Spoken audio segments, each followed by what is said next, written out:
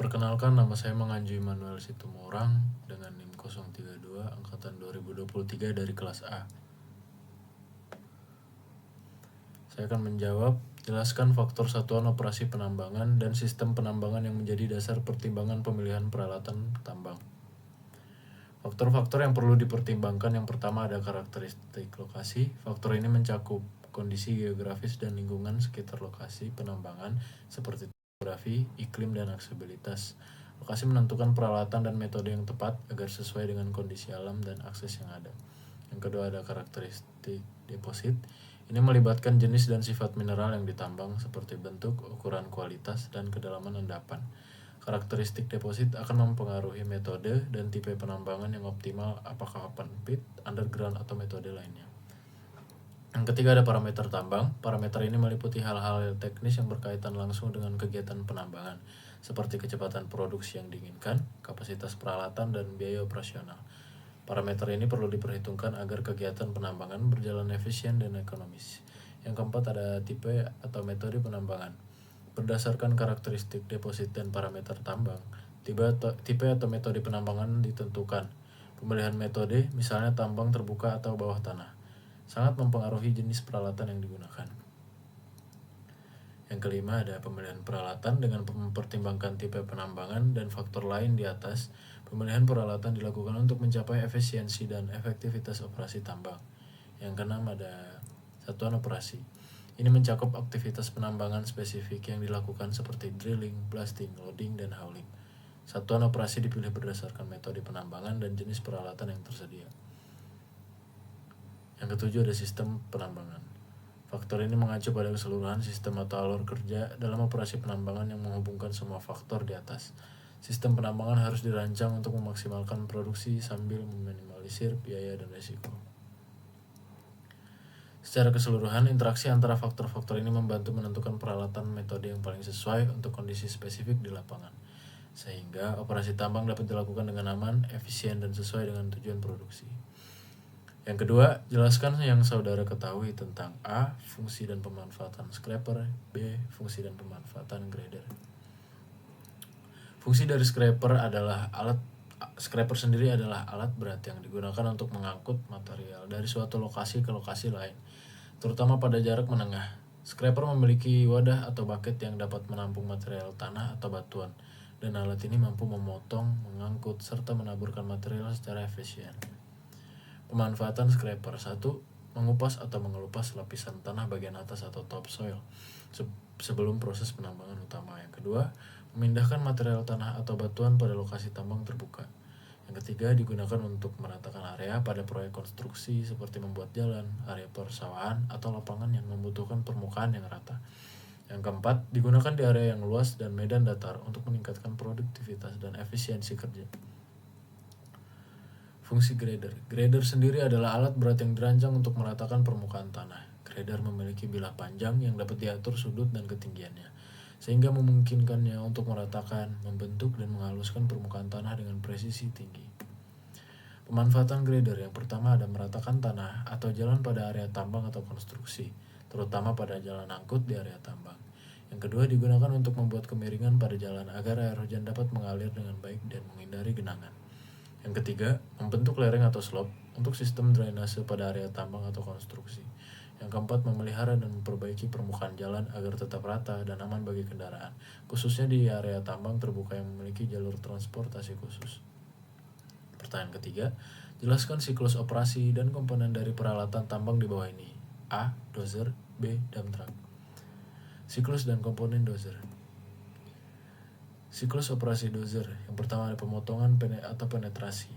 Dozer mulai dengan memotong atau mendorong material seperti tanah atau batuan menggunakan bilah atau blade di bagian depan. Yang kedua ada pemindahan atau pushing.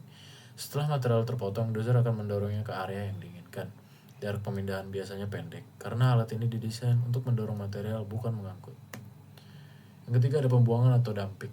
Dozer menumpahkan material di lokasi tujuan biasanya dengan cara mengangkat atau menurunkan bilahnya. Yang keempat, kembali ke posisi awal. Setelah pembuangan, dozer akan kembali ke posisi awal untuk mengulangi siklus operasi. Komponen utama dozer. Yang pertama ada cabin, tempat operator mengendalikan dozer. Cabin biasanya dilengkapi dengan fitur kontrol, perlindungan, dan fitur kenyamanan untuk operator. Yang kedua ada engine, mesin utama yang memberikan tenaga bagi dozer, bergerak dan menggerakkan komponen lain seperti bila atau blade, dan sistem hidrolik. Yang ketiga ada sprocket, roda bergerigi yang menggerakkan trek pada dozer memungkinkan dozer untuk bergerak di berbagai medan. Yang keempat ada mainframe, rangka utama yang menopang seluruh struktur dozer, menghubungkan komponen-komponen lainnya, dan memberikan stabilitas. Yang kelima ada carrier roller, komponen yang mendukung trek agar tetap berada pada posisinya dan memberikan stabilitas saat dozer bergerak. Yang keenam ada track, struktur yang menopang blade dan memberikan kekuatan tambahan pada saat melakukan pendorongan atau pemotongan. Yang ketujuh ada strike frame, rantai atau sistem roda berantai yang memungkinkan dozer untuk bergerak di medan berat seperti tanah, batu, atau lumpur. Yang kedelapan ada blade, bila besar di bagian depan yang digunakan untuk mendorong atau memotong material seperti tanah atau batuan. Blade bisa diatur ketinggian dan sudutnya sesuai kebutuhan. Yang kesembilan ada lift cylinder. Silinder hidrolik yang digunakan untuk mengangkat dan menurunkan blade sesuai dengan kebutuhan operasional. Yang kesepuluh ada end bit, bagian ujung dari blade yang diperkuat untuk menahan abrasi dan benturan. End bit membantu memotong material dengan lebih efisien. Yang kesebelas ada cutting end, bagian dari blade yang langsung bersentuhan dengan material. Cutting end dirancang untuk memotong atau mengelupas material selama operasi dozer. Siklus dan komponen dump truck. Siklus operasi dump truck yang pertama ada loading atau memuat. Dump truck diposisikan di bawah alat pemuat seperti eksavator atau loader untuk diisi material seperti tanah, batuan, atau biji. Yang kedua ada hauling atau mengangkut. Setelah penuh, dump truck membawa material menuju lokasi pembuangan. Jarak tempuh dapat bervariasi, bergantung pada tata letak tambang. Yang ketiga ada dumping atau pembuangan. Sesampainya di lokasi tujuan, bak dump truck akan diangkat dengan sistem hidrolik, sehingga material dapat jatuh keluar dari bak. Yang terakhir ada dump return atau kembali. Dump truck kembali ke lokasi pemuatan untuk mengulangi siklus operasi. Komponen utama dump truck. Yang pertama ada lever, tuas kontrol yang digunakan oleh operator dalam kabin untuk mengoperasikan sistem hidrolik seperti menaikkan atau menurunkan bak. Yang kedua ada control wire, kabel kontrol yang menghubungkan tuas atau lever dengan sistem hidrolik untuk mengontrol pengoperasian pengangkutan bak. Yang ketiga ada PTO, power take off, sistem yang mengalihkan tenaga dari mesin utama dump truck ke pompa hidrolik untuk menggerakkan sistem pengangkutan bak.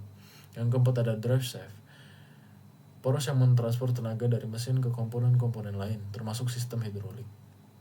Yang kelima ada hydraulic pump, pompa hidrolik yang digunakan untuk memompa cairan hidrolik dari reservoir ke silinder hidrolik agar bak dapat diangkat. Yang keenam ada hydraulic hose, selang hidrolik yang mengalirkan cairan hidrolik bertekanan dari pompa hidrolik ke hose silinder. Yang ketujuh ada pipe, pipa atau saluran tambahan yang membantu dalam distribusi cairan hidrolik di seluruh sistem hidrolik dump truck. Yang kedelapan ada oil reservoir, tangkil penyimpanan cairan hidrolik yang akan dipompa ke dalam sistem untuk menggerakkan hose cylinder. Yang kesembilan ada hose cylinder, silinder hidrolik utama yang berfungsi untuk mengangkat atau menurunkan bak atau dump body dump truck. Yang kesepuluh ada tension link, komponen penghubung yang mendukung kestabilan keseimbangan saat bak dump truck diangkat.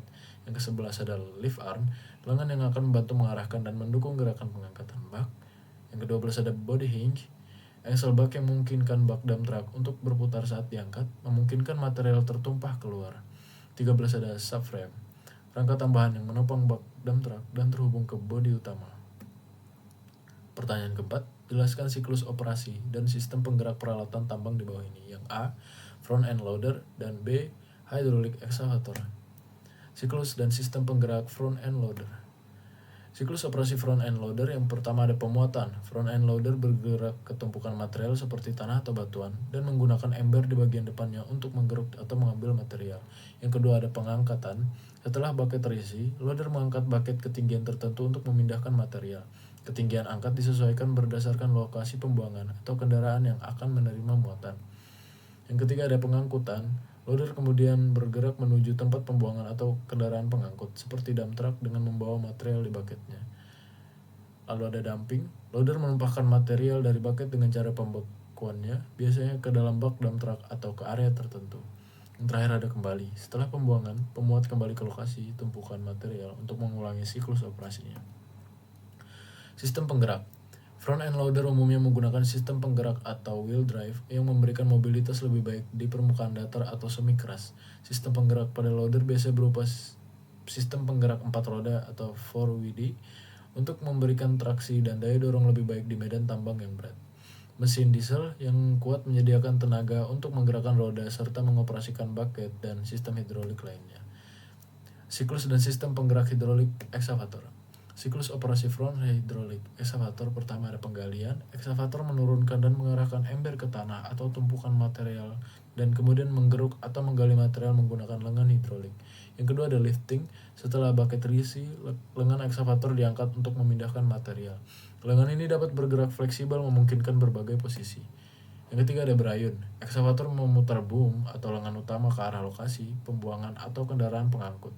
Lalu ada dumping, ember dimiringkan untuk menumpahkan material di arah pembuangan yang diinginkan atau ke dalam bak dump truck. Yang terakhir ada kembali. Setelah pembuangan, ekskavator memutar kembali lengan dan bucket ke posisi awal untuk mengulangi siklus. Sistem penggerak. Hydraulic excavator biasanya dilengkapi dengan sistem penggerak rantai atau track drive yang memberikan stabilitas dan traksi lebih baik di medan berat seperti tanah basah atau berbatu. Excavator menggunakan mesin diesel sebagai sumber tenaga utama untuk menggerakkan sistem hidrolik. Sistem hidrolik ini berperan penting dalam mengontrol pergerakan lengan, boom, dan bucket, serta dalam memberikan kekuatan yang cukup untuk perpindahan transmisi material. Sistem ini memungkinkan excavator memiliki gerakan yang fleksibel dan kuat, cocok untuk berbagai medan dan jenis material. Sekian jawaban dari saya.